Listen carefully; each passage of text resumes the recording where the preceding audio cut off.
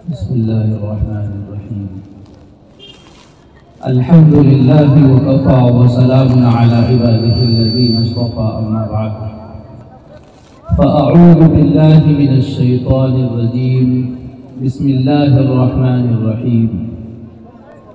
يا أيها الذين آمنوا عليكم أنفسكم لا يضركم من ضل إذا اهتديتم.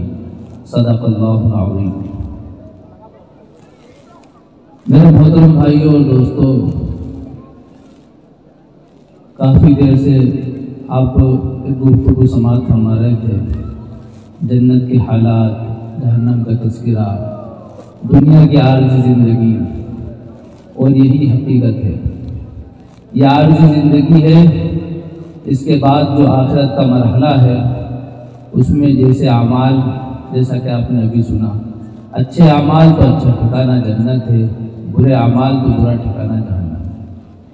کامیاب ہیں وہ لوگ جو اس عارضی زندگی سے نفع اٹھائیں اور ہمیشہ کی جنت کے مستحق بن جائیں، اور بڑے ہی بدنصیب ہیں وہ لوگ جو اس عارضی زندگی میں ہمیشہ کا نقصان، ہمیشہ کا خسارہ اپنے سر مول لے لیں. جب اللہ تعالیٰ آخرت میں لوگوں کو جمع کریں گے اور جنت والے جنت میں، جہنم والے جہنم میں چلے جائیں گے، ایک انسان سے اللہ تعالیٰ یہ فرمائیں گے، بتاؤ اگر تمہیں جس دنیا میں تم زندگی گزار کر آئے ہو اس دنیا جیسی 10 دنیا اور اللہ اگر دے دے تو کیا کرو گے؟ تو وہ کہے گا کہ اللہ وہ ساری 10 دنیا میں تجھے دے دے، وہ ساری 10 دنیا تیری راہ میں لگا دوں گا، بس جہنم میں مت پہنچا، بس جہنم میں مت پہنچا. وہاں پر انسان 10 دنیا دینے کے لیے تیار ہو جائے گا، اس لیے کہ جہنم کا دہکتا ہوا منظر اس کے سامنے ہوگا اور جنت کی لبھاتی ہوئی نعمتیں اس کے سامنے ہوں گی. 10 دنیا دینے کے لیے تیار ہو جائے گا. آج اللہ تعالیٰ 10 دنیا نہیں مانگا، اس ایک دنیا کا تھوڑا سا وقت اللہ تعالیٰ مانگا. اور وقت کیا ہے؟ دعوت کے تقاضوں پر کھڑے ہو، جب جیسا تقاضا آ جائے ویسے کھڑے ہو. حضرت عبداللہ ابن رواحہ رضی اللہ تعالیٰ عنہ کچھ صحابہ کو اکٹھا کر کر باہر یہ بات کہہ رہے تھے، آؤ اپنے ایمان کو تازہ کر لو، جددو ایمان، جددو ایمان. اسی طرح کی ایک حدیث حضرت ابو ہریرہ رضی اللہ تعالیٰ عنہ سے بھی ملتی. تو کسی صاحب نے نبی اکرم صلی اللہ علیہ وسلم سے اس بات کی شکایت کی کہ کیا ہم پہلے سے ایمان والے نہیں ہیں؟ نبی اکرم صلی اللہ علیہ وسلم نے فرمایا، یقیناً تم پہلے سے ایمان والے ہو. عبداللہ ابن رواحہ کو مبارک ہو، وہ چاہتے ہیں کہ دین کی مجلس آراستہ، وہ ایسی مجلسوں کو چاہتے ہیں جہاں پر فرشتے اپنے پر بچھاتے ہیں، جہاں پر فرشتوں کی آمد و رفت ہو، جہاں پر سکینہ نازل ہو، جہاں پر فرشتے زمین سے لے کر آسمان پر قطار لگانے. عبداللہ ابن رواحہ کی منشا ہے کہ ایسی مجلس میں ہم بیٹھے کہ ہمارے اوپر فرشتوں کے پر جو ہے، ہم فرشتوں کے پروں کے اندر چھپے ہوئے ہوں. یہ ان کی منشا ہے، اس لیے آپ نے مبارکباد کی، اس بات کو پسند کرنا. حضرت عبداللہ ابن مسعود رضی اللہ تعالیٰ عنہ فرماتے ہیں کہ اللہ تعالیٰ نے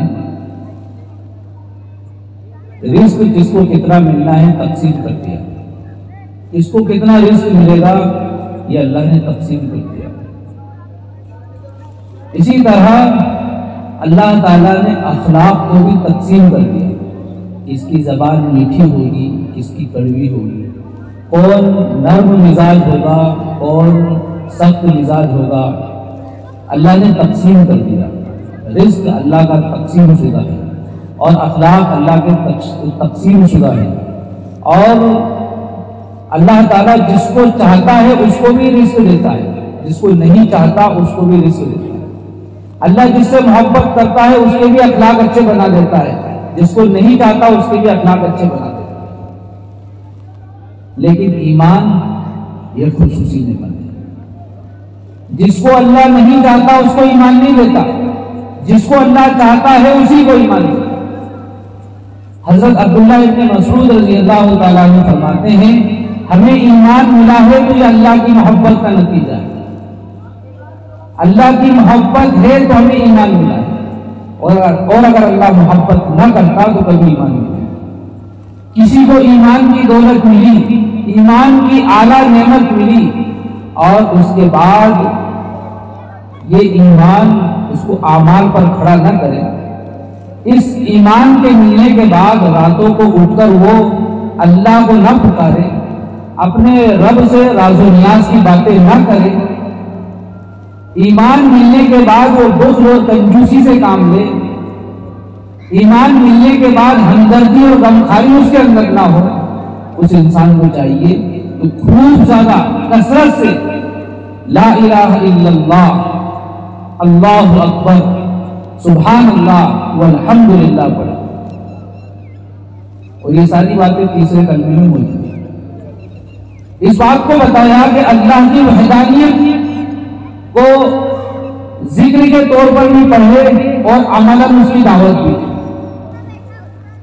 صحابہ کرام نے کس طرح اپنے پیارے وطنوں کو چھوڑا، باوجود اس کے کہ اپنے وطن کو چھوڑنا، جہاں پر انسان رہتا ہے اس جگہ کو چھوڑنا شدید علی النفوس، دلوں پر بڑا بھاری ہوتا ہے، اس لیے کہ جہاں پر انسان رہتا ہے وہاں پر ایک دلی لگاؤ اس کو ہوتا ہے۔ خود نبی اکرم صلی اللہ علیہ وسلم جب کسی معرکے سے غزوے سے واپس تشریف اپنے وطن لاتے تو سواری کو تیز کر دیا کرتے، بتایا کہ وطن سے اتنی محبت ہے۔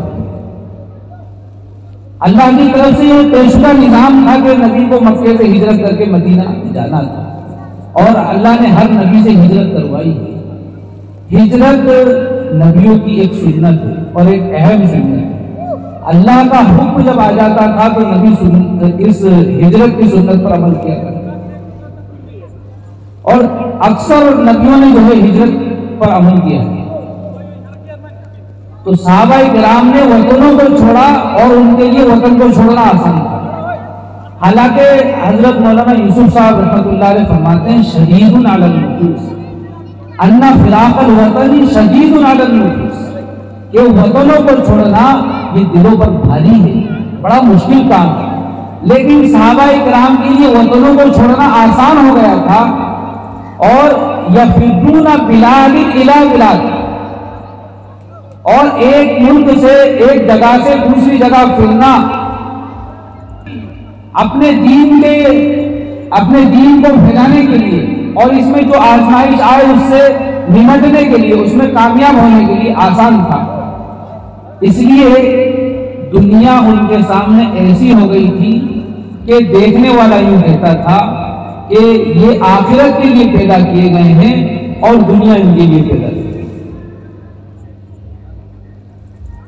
ان کے لیے ان کو دیکھ کر ایسا لگتا تھا کہ آخرت کے لیے یہ پیدا کیے گئے ہیں اور دنیا ان کے لیے پیدا کی۔ اس لیے سمندروں میں گھوڑے ڈال دیے، بیابان جنگلوں میں نکل گئے، کسی نے ان کا راستہ نہیں رکھا۔ حضرت سفینہ رضی اللہ تعالیٰ عنہ راستہ بھٹک گئے اور ایک شیر نے حملہ کیا، تو انہوں نے کہا شیر تو جانتا نہیں ہے، میں محمد رسول اللہ کا غلام ہوں۔ جس شیر نے حملہ کیا تھا اس نے سر جھکا دیا، اور وہ کچھ کہہ رہا تھا جس کو یہ سمجھ نہیں پایا، سر جھکا دیا۔ یہ اس کے اوپر سوار ہو کر مدینے تک آئے، مدینے کے راستے پر شیر نے ان کو لگا دیا۔ جب نبی کی خدمت میں پہنچے تو پورا واقعہ بیان کیا، تو نبی نے فرمایا تمہارے آنے سے پہلے جبرائیل میرے پاس آئے تھے اور ساری بات مجھے بتائی ہے۔ تو ایک سوال انہوں نے کیا کہ ساری باتیں مجھے سمجھ میں آئی ہے، لیکن وہ جو سر جھکا کر کچھ کہہ رہا تھا وہ میرے سمجھ میں نہیں آیا۔ نبی نے فرمایا، وہ سر جھکا کر یہ کہہ رہا تھا کہ سفینہ تم محمد رسول اللہ کے غلام ہو، لیکن میں محمد رسول اللہ کے غلاموں کا غلام ہوں۔ تو جب صحابہ کرام نے اپنے پیارے وطنوں کو چھوڑا اور دین کے لیے، آخرت کے لیے اپنے آپ کو ترج کیا، اپنے آپ کو قربان کر دیا، ساری صلاحیتیں، ساری قوتیں، ساری کوششیں اللہ کے دین پر لگا دی، تو پھر دنیا کی ہر مخلوق ان کے تابع ہو گئی۔ اس لیے کہ اللہ نے ہمیں پیدا کیا ہے آخرت کے لیے اور دنیا کو پیدا کیا ہے ہمارے لیے۔ جب ہم آخرت کے مطابق، آخرت کے لیے، دین کے مطابق زندگی گزاریں گے تو دنیا ہمارے تابع ہو جائے گی، اور اگر ہم دنیا کو مقصد بنائیں گے تو پھر چند دن کی عارضی زندگی میں عارضی نفع تو اٹھا سکتے ہیں، لیکن ہمیشہ کا خسارہ انسان کے مقدر ہے۔ تو عبداللہ ابن مسعود رضی اللہ تعالیٰ عنہ فرماتے ہیں کہ ذکراً وہ اللہ کی وحدانیت کو بیان کرے اور عملاً لوگوں کو اللہ کی وحدانیت کی دعوت دے۔ حضرت عبداللہ ابن مسعود رضی اللہ تعالیٰ عنہ کا ایک طویل خطبہ جس میں آپ یہ ارشاد فرماتے ہیں، داعی کی سب سے پہلی صفت کہ خوب اللہ کی بڑائی کو بولے، داعی کی پہلی صفت کہ خوب اللہ کی بڑائی کو بولے۔ اور حضرت نے جو بھی سورہ والعصر پڑھی، بڑی جامع سورت، بڑی جامع سورت، علماء نے بڑی تفسیر اس کی کی۔ اس ایک سورت پر رسالے لکھے ہیں، لٹریچر لکھے ہیں، بڑے لمبے لمبے بیانات کیے ہیں۔ حضرت امام شافعی رحمۃ اللہ علیہ اس سورت کے بارے میں فرماتے ہیں کہ قرآن کریم کی یہی ایک سورت اگر نازل ہو جاتی، کوئی اور سورت نازل نہ ہوتی تو ہمارے لیے کافی تھی۔ اس لیے کہ پورے قرآن میں جو ہے وہ اللہ نے سورۃ العصر میں بیان کر دیا، جو باتیں اللہ نے پورے قرآن میں بیان کی اور سورۃ العصر میں بیان کر دی۔ والعصر ان الانسان لفی خسر، قسم ہے زمانے کی، بعض علماء نے تفسیر کی ہے زمانہ گواہ ہے، ان الانسان لفی خسر، یقیناً انسان بڑے ہی ٹوٹے میں ہے، بڑے ہی خسارے میں ہے۔ اور یہاں پر تاکید کے ساتھ اللہ نے بیان فرمایا کہ ہر انسان خسارے میں ہے۔ یہاں پر تاکید کلی کو بیان کیا کہ ہر انسان خسارے میں، اور خسارہ ایسا نہیں ہے کہ کسی ایک چیز کا، ہر چیز کا خسارہ، ہر انسان کے لیے خسارہ، سوائے ان لوگوں کے جو چار کام کرتے ہیں، جیسا کہ ابھی آپ نے سنا ہے۔ الا الذین آمنوا، پہلا کام جو ایمان لے آئے۔ ایمان کیسا؟ آمنوا کما آمن الناس، ایسا جیسا کہ صحابہ کرام لائے۔ اب آپ خود اندازہ لگائیے کہ صحابہ کرام کے ایمان کی مثال اللہ قرآن میں بیان کر رہا ہے، آمنوا کما آمن الناس، ایمان لاؤ ایسا جیسا کہ صحابہ لائے۔ اور صحابہ آپس میں کہہ رہے ہیں جددوا ایمانکم، آؤ ایمان کو تازہ کرو۔ جن کے ایمان کی مثال قرآن میں بیان کی جا رہی ہے، وہ صحابہ اپنے ایمان کی فکر کر رہے ہیں کہ آؤ تھوڑی دیر ایمان کو تازہ کریں۔ اور بھائیوں، ہمارا ایمان کتنا کمزور ہے، ہم دنیا کے ماحول میں کتنا ڈھل چکے ہیں، دین سے کتنا دور ہو چکے ہیں، پھر بھی ہمیں اپنے ایمان کی فکر نہیں، پھر بھی ہمیں اپنے ایمان کی فکر نہیں ہوتی۔ ہمیں سمجھنا چاہیے کہ جن صحابہ کے ایمان کی مثال قرآن میں بیان کی جا رہی ہے، جب وہ اپنے ایمان کو تازہ کرنے کی بات کر رہے ہیں تو یہ ذمہ داری ہمارے اوپر اور زیادہ عائد ہوتی ہے، ہمیں اور زیادہ فکر کرنے کی ضرورت ہے۔ ایمان لاؤ ایسا جیسا کہ صحابہ لائے، اور وَعَمِلُوا الصَّالِحَاتِ، اس ایمان لانے کے بعد بیٹھے مت رہو، نیک اعمال بھی کرو، اعمال جیسا کہ نبی نے بتائے، صلوا کما رأیتمونی اصلی، نماز ایسے پڑھو جیسا کہ مجھے پڑھتے دیکھو۔ پیارے نبی فرماتے ہیں نماز ایسے پڑھو جیسے مجھے پڑھتے ہوئے دیکھو۔ ہم غور کریں کہ نماز کی ہماری ویسی ہیں، نبی کی نماز ہم نے نہیں دیکھی، لیکن صحابہ کرام کی مقدس محنتوں پر قربان جائیے کہ انہوں نے ساری نقل و حرکت کو کتابوں میں بیان کر دیا۔ ہم علماء کرام سے سیکھیں اور سنیں اور دیکھیں کہ کیسی نماز تھی نبی صلی اللہ علیہ وسلم کی۔ فرائض کی تو کیا بات کرنا، نفلوں کا اتنا زیادہ اہتمام تھا کہ پیروں پر ورم آ جاتا، اتنی زیادہ کثرت نماز ہوتی اور اتنی لمبی نماز پڑھتے تھے کہ پیروں پر ورم آ جاتا۔ یہ نفلی نماز، نفلی نماز۔ ہم لوگ ایمان سے اتنا دور ہوئے، ایمان کی محنت سے اتنا دور ہوئے، دین سے اتنا دور ہوئے کہ نفلوں کی تو عظمت ہی ختم ہوتی جا رہی ہے۔ نفلیں تو بات کی چیزیں، سنتوں کی عظمت ختم ہوتی جا رہی ہے۔ آج انسان فجر کی سنت کا اہتمام کرتا ہے لیکن کسی حد تک ظہر کی بھی سنت کا اہتمام کرتا ہے، عصر کی سنتیں غیر مؤکدہ کے کر چھوڑ دیتا ہے، عشاء سے پہلے کی 4 سنتیں غیر مؤکدہ کے کر چھوڑ دیتا ہے۔ اور خود نبی اکرم صلی اللہ علیہ وسلم کا یہ عالم ہے کہ وہ نفلوں پر اتنی محنت کر رہے ہیں کہ پیروں پر ورم آ جاتا ہے۔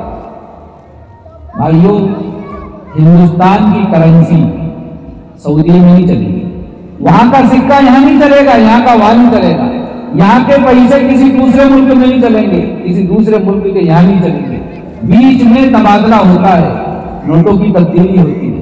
تو بتائیے، کھوٹے سکے، دنیا پر محنت کرنے والے سکے، دنیا کی کوشش کرنے والے سکے آخرت میں کیسے چل جائیں؟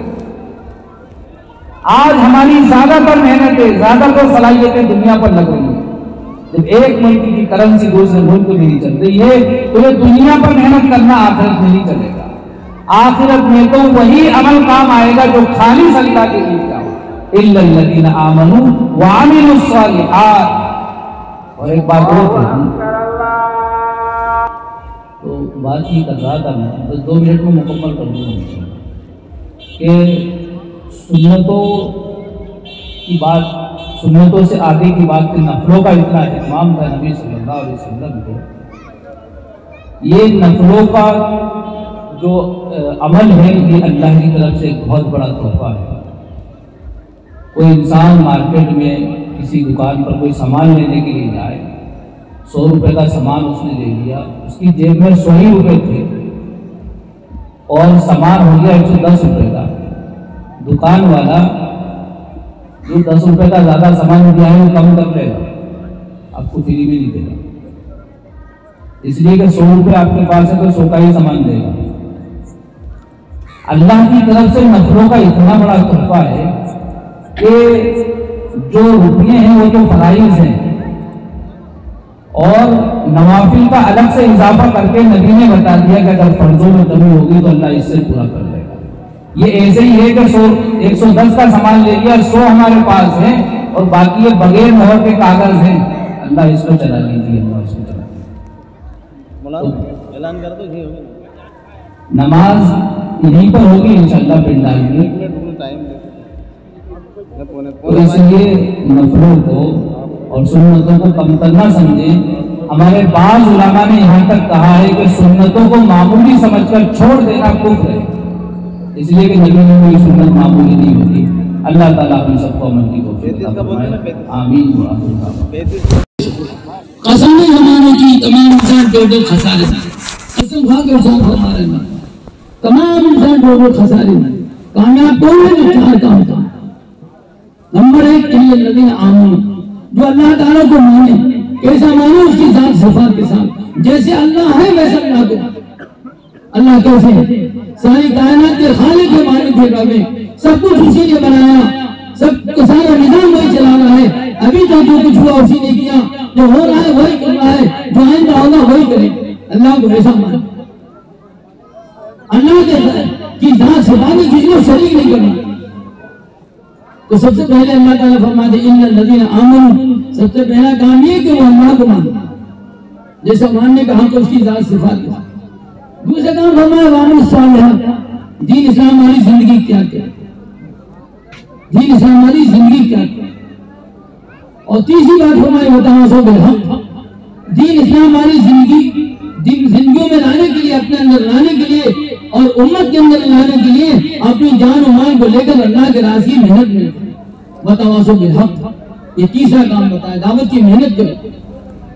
اور چوتھا کام کیا فرمایا وتواصوا بالصبر، اللہ تعالیٰ جانتے ہیں کہ جب میرے بندے بندیاں مجھ پر ایمان لائیں گے اور میری جو ہے عبادت کریں گے اور میرے دین کی محنت کریں گے تو ان پر حالات آئیں گے، تکلیف آئیں گے، ناگواری آئیں گے، تو اللہ نے 14 حکم فرمائے وتواصوا بالصبر، اس پر صبر کرنا۔